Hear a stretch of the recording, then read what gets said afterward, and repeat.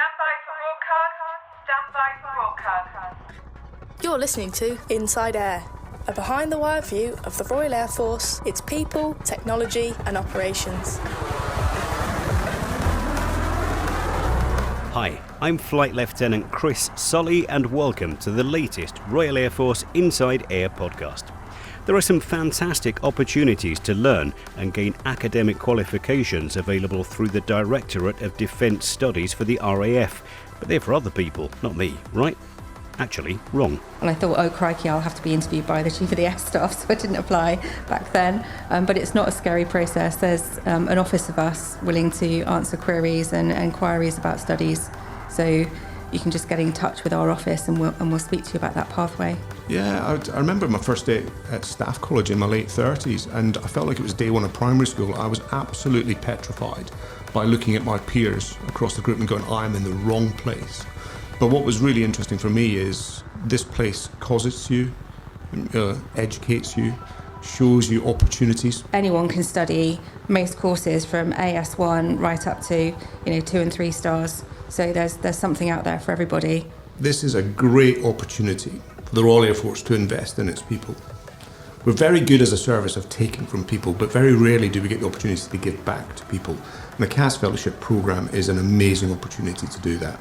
And as you'd expect, we'll also reheat a few stories which you might have missed, and we'll be finding out who's under the hat this time with AS1 Ben Russell. What's the best thing about your job? The opportunity I have as the Command Warrant Officer to offer mentorship, shadowing and try and develop other individuals to fulfil their potential. One of the truly unique opportunities the Royal Air Force offers is the chance to get paid whilst you study and gain academic qualifications. And the great news is that studying with the Directorate of Defence Studies for the RAF is available to all RAF personnel, regular and reserve, regardless of rank. Sqn Ldr Peter Lisney caught up with some of the team which leads the Directorate of Defence Studies for the RAF. I'm at Shrivenham. I'm in an office in the Joint Services Command and Staff College.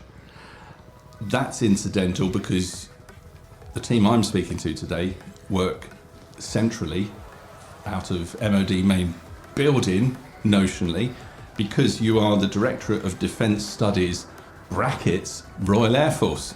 Group Captain John Shields, Wing Commander Amanda Scarth, welcome to Inside Air. Morning. Morning. Lovely to meet you. Really good to have you on Inside Air. And this is a really important episode because we're going to delve into the cerebral part of the Royal Air Force, perhaps hopefully where novel ideas and innovation come from. I think what we need to do to start with is take a whistle-stop tour of what the Directorate of Defence Studies, what are your jobs? It's a great question, Pete, and probably when I came into the job I didn't realise the span of the role that I have. I think there are 4 main elements that we deliver. The first one is we look after the CAS Fellowship Programme, which is a multitude of academic courses across the UK and overseas at the Masters and PhD level, to increase the conceptual component and get after the issues that the Chief is really interested in. So that drives most of our business. Coming out of that, we also work at producing the Air and Space Power Review, our peer-reviewed academic journal for the Royal Air Force. We also run the Global Air and Space Chiefs Conference. I say run, the Air and Space Power Association do the broader element. We curate the stage. So we gather the speakers, we talk about the themes of the conference, and that's in the immediate run-up to the Royal International Air Tattoo at Fairford. So that keeps us busy. That drives our annual battle rhythm.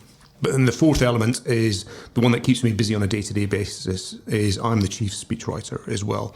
So depending on the tempo of his speaking commitments, that keeps me busy and out of mischief. We're definitely going to come back to that because we know across politics that leaders don't have the bandwidth to write their own speeches. We're going to come back to that. Roger.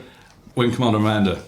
So I'm the Deputy Director, and I think most of my day job, probably 60-70%, is taken up with CAS Fellowship applications and inquiries from RAF personnel, reserves and civil servants about studying at Masters and PhD level. So I take quite a lot of time going to different conferences all over the country and abroad to find out what the current themes are, what Air Forces are currently thinking about and looking to the future in terms of future tech, UASs and things like that, to make sure that we align our studies with what the priorities are for the Chief of the Air Staff.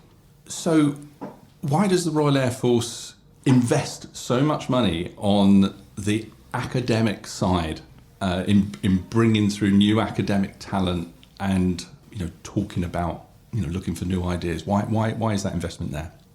It's part of the conceptual element of fighting power, number one. Secondly, we want to develop our people, so it's a huge retention tool once people find out about the opportunity. These are 10 to 25,000 plus courses that we invest in for people to spend a year, possibly 2 years part-time, studying for the benefit of themselves and their career, but mostly for the benefit of the Royal Air Force, to make sure that we are up to date with current thinking. So I could go on a course at, say, a university in London, for example, and meet other people from other government departments, other civil servants, civilians, and find out how they're thinking, and then come back and use that knowledge for the benefit of the RAF and MOD. We run 7 or 8 different fellowships and probably have 30 plus students at any one time during the year. We line manage some of those, and some of them are part-time, so they're still being line managed by their current unit. So I think the 2 points I would add is, as a service, we're very good at the tactical and the technical. That's where we specialise, and that's what really drives individuals to excel in their primary duty. But as we go through our career, we need to broaden that portfolio as well, so we're competitive with the other services as well. So again, it's investing in that conceptual component, as Amanda alludes to as well.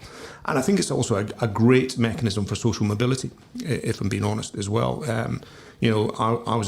joined when I was 18, never went to university, but it gave me that exposure to the academic world, and lo and behold, I absolutely relished it. I'm really glad you've brought that up, because I know that everyone has a different career path and background. We're all individuals, but you're a little bit more individual than most, aren't you? I'm not sure. I've just been in a long time, and I've done a lot of things. So I joined the Air Force when I was 18, went straight to Cranwell, and all I wanted to do was fly. And that was the totality of my horizon. Let's rewind a little bit back to education. So you went through, did you go to a comprehensive school, secondary school? Yeah, so a standard Scottish high school, just outside Edinburgh, yeah. And dare I say, was it O-levels? Oh, blimey, so it was all grades and standard grades back in those days, and hires. So I had a bunch of hires, so just slightly shy of an A-level equivalent. Were you the SWAT in the class, or where did you sit in the class? I wouldn't confess to that openly, but yeah, I was a driven individual. I think many of us are who join the military. We're very focused and want to be the best we can possibly be, and I think that still stays with us. That's an innate character in individuals. Did you go to Oxford or Cambridge? Negative. So yeah, certainly didn't go to university. So I went to my education was at Finningley and at Coningsby in the RAF really. So my academic career didn't start until I was in my late 30s, when I was exposed to it here at Shrivenham. And what made the difference was an academic tutor who inspired me and showed me what I could do. And it was that inspiration, I think, investing in the individual made such a difference. And the individual became my academic supervisor later in my life as well, and is a very good friend now. So yeah, people can, it's about inspiring people, and I think the CAS Fellowship Programme can do that as well. Just to fill in the gaps then between 18 and when you got into academia, what job did you have? So yeah, I joined the Air Force in the very late 1980s. It was just in the 1980s. So I went through Cranwell, straight to NAV school at Finningley at the time, then straight on to the Tornado F3. So I had first half of my career was flying in the back seat of a Tornado F3, which is what I wanted to do, and I absolutely loved. But I had no real long-term plan beyond the cockpit, and that was one of my challenges. So I was looking for opportunities. Wind the clock forward. This study bug really got embedded in you. Yeah, I remember my first day at staff college in my late 30s, and I felt like it was day one of primary school. I was absolutely petrified by looking at my peers across the group and going, I'm in the wrong place. But what was really interesting for me is this place cosets you, educates you, shows you opportunities. For everyone who's been at Shrivenham, you've got the forum in the middle of the GSCSE building, and it's a massive, multi-storey area that has multiple doors that come off onto the various corridors. And the analogy I use is that's a bit like professional military education. PME will open those doors for you. You might go through those doors, and there's some bits that you may like, there's some bits that you may not like, but it gives you the choice to choose. And I really appreciated that. And I found the door that I liked.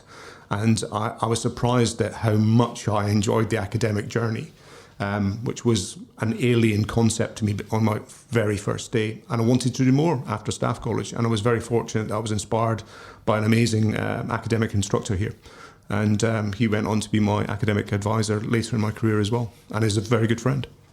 We know today that the Air Force attracts a lot of graduates coming in at all ranks and all trades of all professions.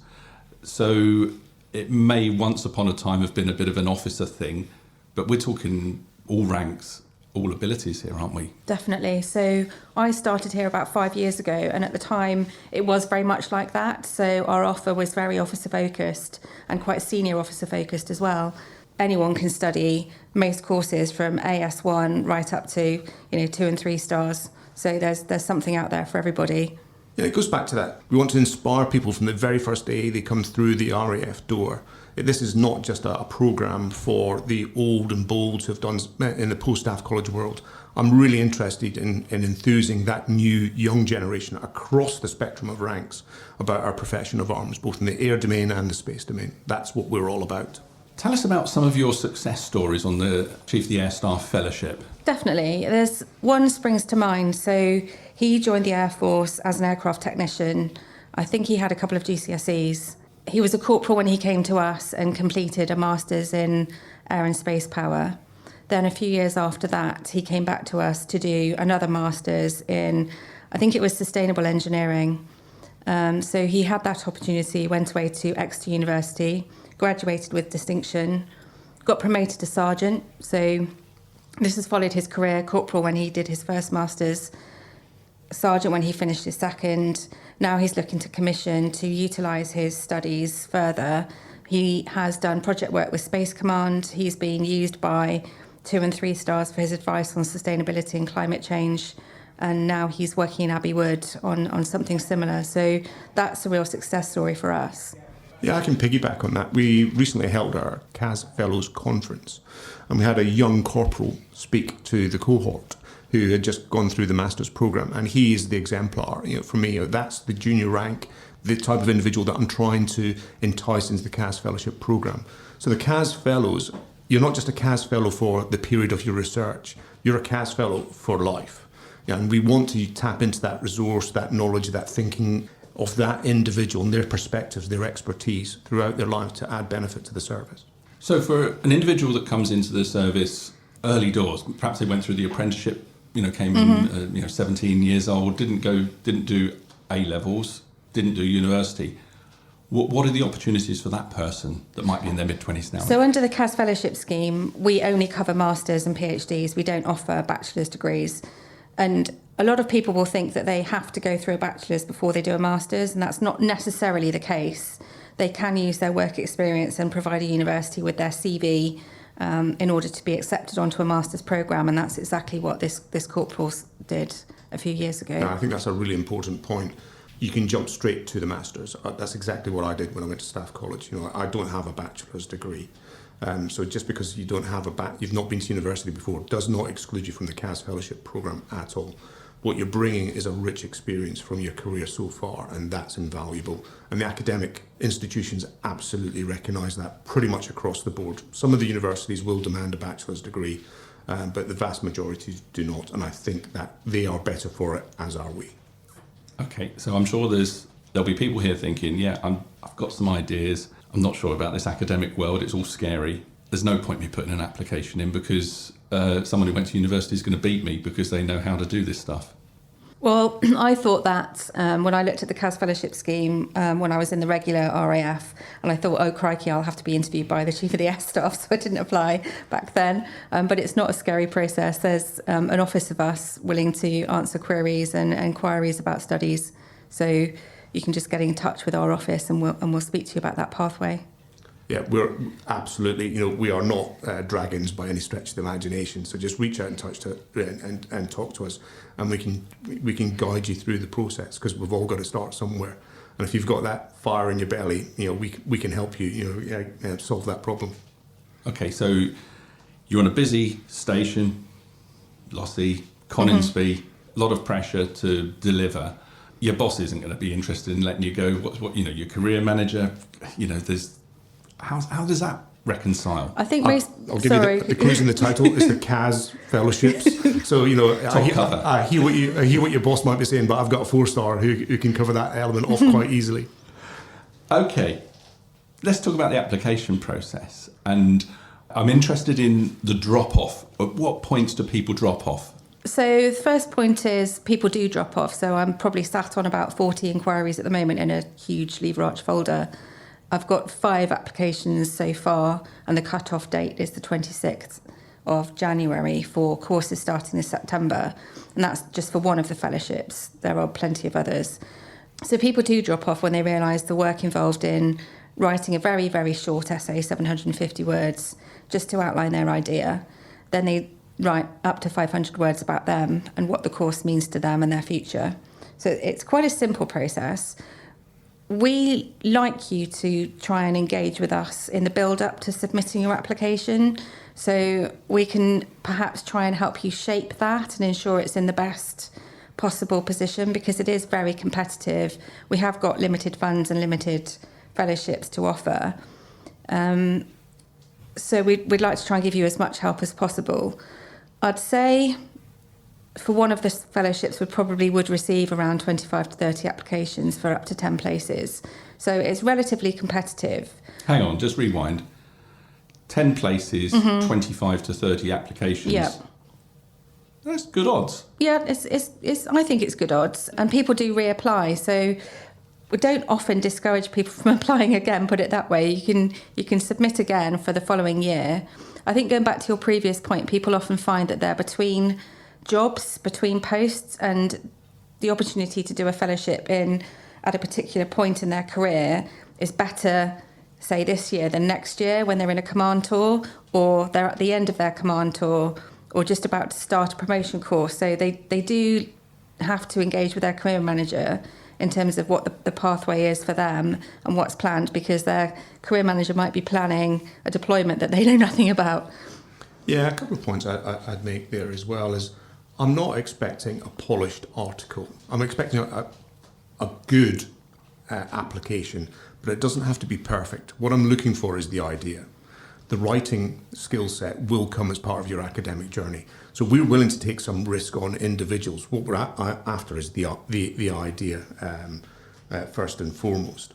And as Amanda's alluded to, come and have a chat with us. We can help you, point you in the right direction, give you more guidance in terms of what we're actually after. Because some of the pitches are really interesting, but perhaps not really linked to what CAS is really interested right here, right now. So let's talk about the publications that you're responsible for. You put a trawl out for inviting people to submit articles. Is that a good way to put a toe in the water as far as thinking I'll maybe do an article this year, and then if that goes well, I'll apply for a fellowship? It can be. I'd say in my experience it tends to be the other way round. So they'll have done the master's course or a PhD and then got the bug and have written papers for us. We do receive papers from civilians and from retired people, but it tends to be recent graduates, and we even ask them to reduce their 12 to 15,000 word dissertation into, say, 7,000 or 8,000 words to go into our publication, if it's something that's non-technical and is of wider interest. So what I'm really looking for in the articles is the analysis. I'm a historian by background. That's my training and area of expertise. But history for the sake of history is not an end in itself. What I'm really looking for is the analysis of that history. And I think that's where the masters and the PhD students really come to bear. So they can tell the what, the history element, but what I'm looking for is the so what and the now what. Why is it relevant today? And I think that's where the CAS fellows really come to the fore. They understand through the studies, the history and whatever subject they're looking at, but they can then put that through the lens of today, and that is vital to me. So it's all about how do we make the Air Force better, more effective for today and tomorrow. That's what the Chief is really interested in. So that's what we're really looking for in terms of articles. Another mechanism, perhaps, to dip toe in the water, as you alluded to, is the CASI's reading list. So we have about a dozen books that we select every year that we think are relevant for today and tomorrow. And we ask the CAS fellows and the broader cohort to write a review on that book. So it's an easy way to get, start that publishing kind of journey for the individual. And then perhaps in the fullness of time, they can move on to the peer-reviewed Air and Space Power Review, and then perhaps do their own publishing later in their academic career. Now, there must be people that have ideas that are above a classification that you can publish.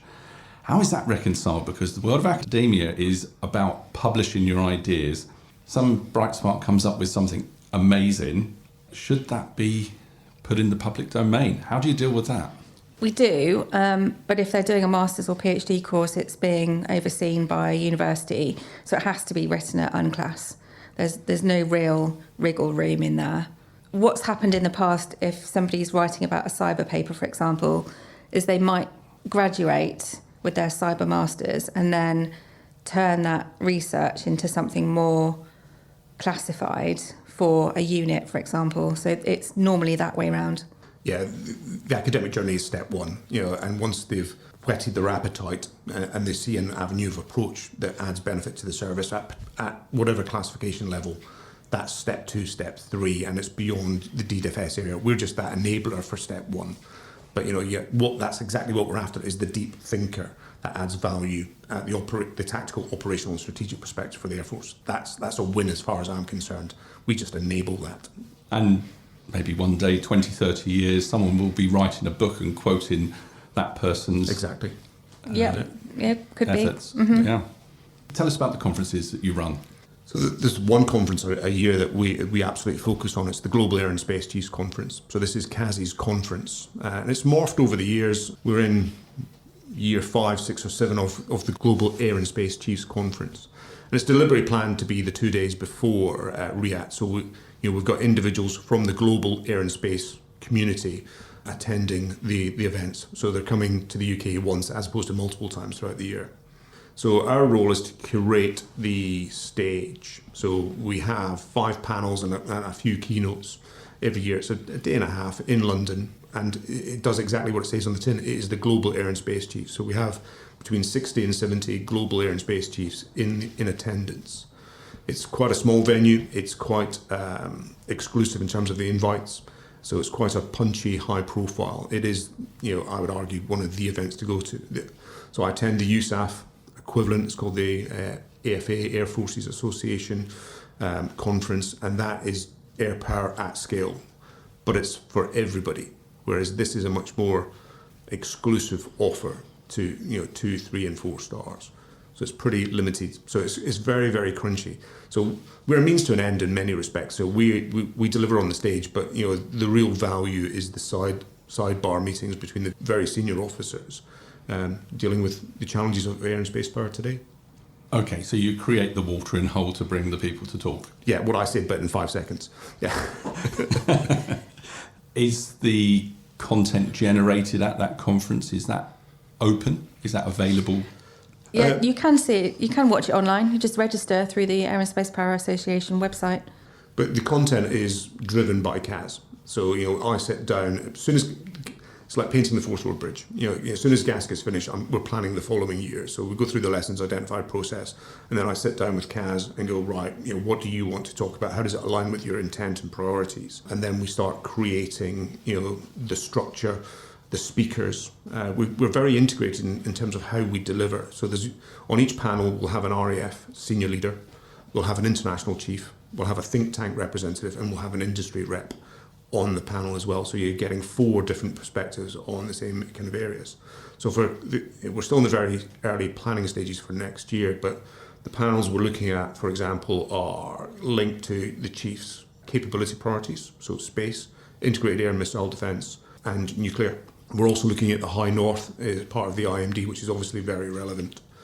Then we've got a panel with the 4 UK single service chiefs, which will be fascinating, chatting about the integrated approach that was determined in SDR, the Strategic Defence Review recently. And then we have the last panel that we have is looking at contemporary air power lessons, not just Ukraine, but other operations that we've seen globally over the last year. And then we have a series of keynotes. We have from the United States Space Force, we have their chief, we have the USAF chief and CAS both speaking back-to-back in a keynote, and we'll have a senior UK politician opening day 2 with a keynote as well. So it's quite a crunchy couple of days that certainly keeps myself, Amanda and the DDFS team really quite busy throughout the year. Sounds like a major job, and must be really interesting to be right there and, well, to be the fly on the wall. Yeah, it's great when the curtain draws on the final day, that's for sure. Wing Commander Amanda, let's talk about the publications again and how, if you can't wait for the conference, how can you tap into this knowledge bank that the Air Force is creating through this investment? There is a publicly available website, CASPs, RAF CASPs, so you can access all of those journals and articles within them through that website. The Air and Space Power Journal, the reading list, and the ASPR, they're all on there, so quite easy to read. And then formal hardback publications get sent to stations as well across the UK and overseas. Okay, so yeah, the Air and Space Power Journal, how often does that come out? Twice a year, published in softback and then online as well. So a Google throughout the year. Someone searching online would be able to access that because we have listeners all over the globe. They would, yeah. Yeah, and we typically deliver 2 journals a year, one of which is a special edition. So, for example, this year we did the Battle of Britain 85th. That was a special edition. And next year we're potentially looking at a 50th anniversary of DDFS since its creation back in January 1977, if I get my maths right. So again, that's kind of work in progress. We're going to talk about speech writing now. Why does the Chief need a speechwriter?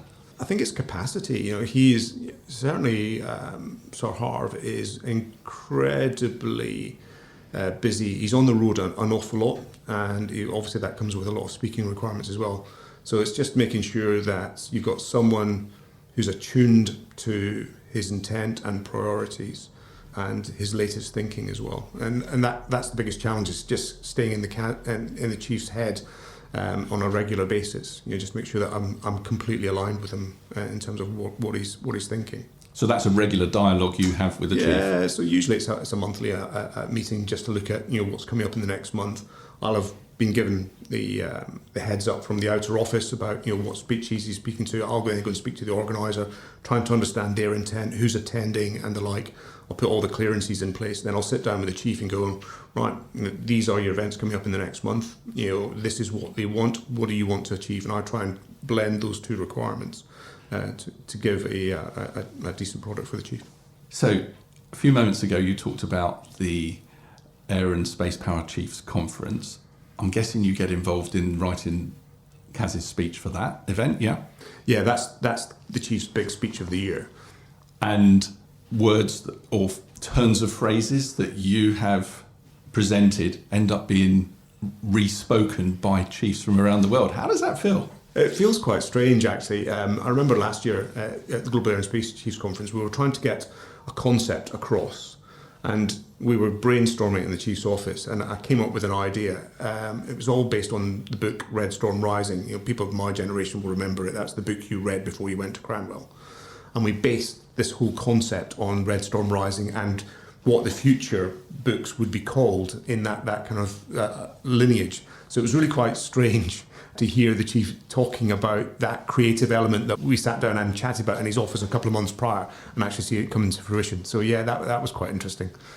So you're not the only one that has to write speeches and draft documents for senior officers. What's your core bit of advice for anyone that has to write someone else's speech? It's a really good question. I think the big idea for me is to make it personal and find a linkage between the individual, the audience, the subject matter or the location. A really good example of that is the Chief was speaking in Northern Ireland a few months ago, and he wanted to talk about Northern Ireland's legacy in terms of the operators that came from Northern Ireland and the industrial support we got from Northern Ireland. So he talked about Ken Mackenzie, who was a Battle of Britain fighter pilot. I'd never heard of Ken, and I went off and read his biography. What an amazing man. Go and read his biography. But we also spoke about the industrial element, which was James Martin of Martin Baker fame. So in the speech, I talked about Ken Mackenzie. The Chief had the privilege, when he was the commanding 4 Squadron, to do the fly past at Ken's funeral.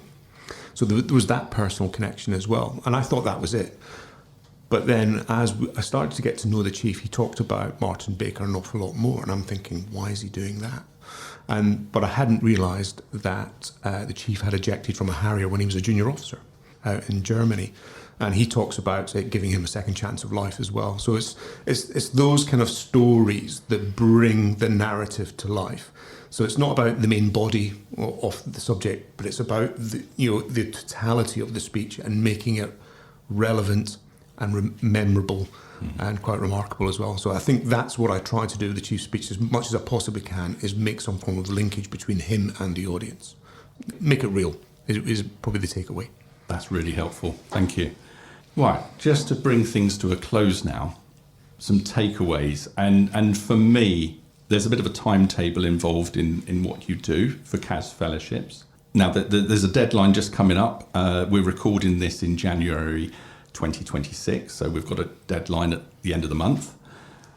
But what are the next deadlines, and what should someone do if they've missed this deadline? So we produce a DIN, a defence instruction, each summer, normally around May time, and the dates for courses starting in September 27 will be in that DIN. So not a lot of people look at the DINs regularly, but that's where all the information is contained. And if you can't find it, contact us and we'll send you it by email. Any closing thoughts from you, sir? I think the big takeaway for me is this is a great opportunity for the Royal Air Force to invest in its people. We're very good as a service of taking from people, but very rarely do we get the opportunity to give back to people. And the CAS Fellowship Programme is an amazing opportunity to do that. I wish I knew about it much earlier in my career. Obviously, you've got to be a subject matter expert in your own field first and foremost. That is sacrosanct. But I think there's opportunities, certainly for me, to transition earlier into that pathway that would give me a broader exposure to the profession of arms and what we do, and it open up career opportunities as well. So yeah, I wish I'd known about it and wish I invested in me earlier. I think that's the big takeaway for me. Yeah, I'd want to encourage people to apply. We had to re-advertise this year because we weren't receiving the amount of applications we wanted. So, and it was successful. Yeah, very it successful. was a successful advert. So yeah. So the odds are pretty good. There's a time frame, but the bottom line is apply and don't regret this. Yeah, just come and chat to us. Yeah, and we can see what opportunities there are out there. There are plenty of opportunities, part-time, full-time, universities across the UK, globally, and at different academic levels as well. Well, Wing Commander Amanda Scars. Thanks, Pete. Group Captain John Shields. Cheers, Pete. Directorate of Defence Studies, brackets, Royal Air Force. Come and say hello. Anytime. Yep. Thank you. Thanks for being on Inside Air. Thank you. Cheers.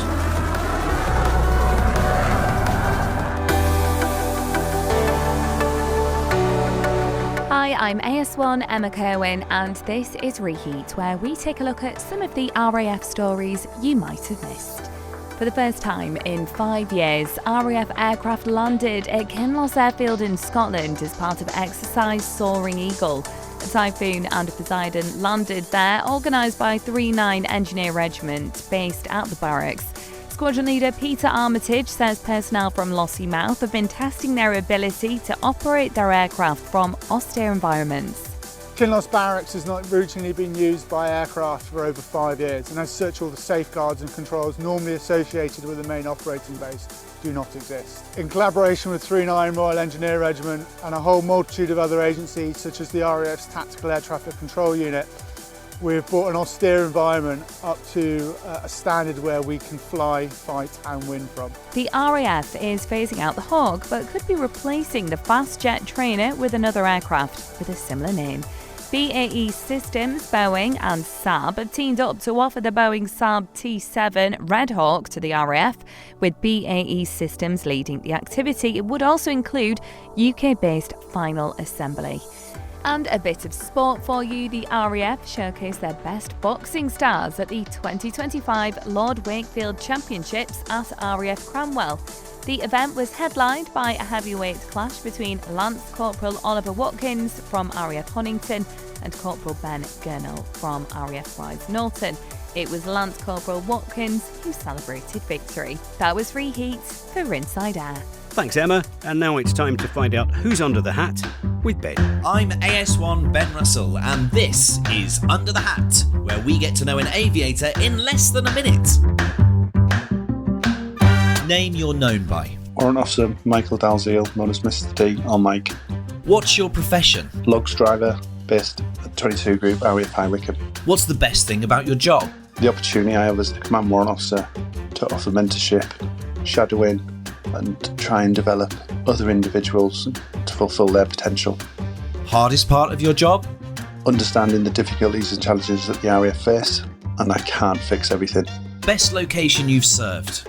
RAF High Wycombe, in my current role as the Command Warrant Officer, is an absolute privilege to work in such an influential position. What bit of luxury kit do you never deploy without? I'll never go on deployment without a big soft towel and a pillow. And what's your proudest moment in the RAF? Joining the RAF as a driver, becoming the 22 Group Command Warrant Officer.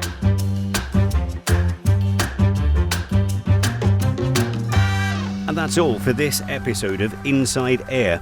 Please give us a review, subscribe on your favourite podcast app, and join us again soon. You've been listening to Inside Air, a behind-the-wire view of the Royal Air Force, its people, technology and operations.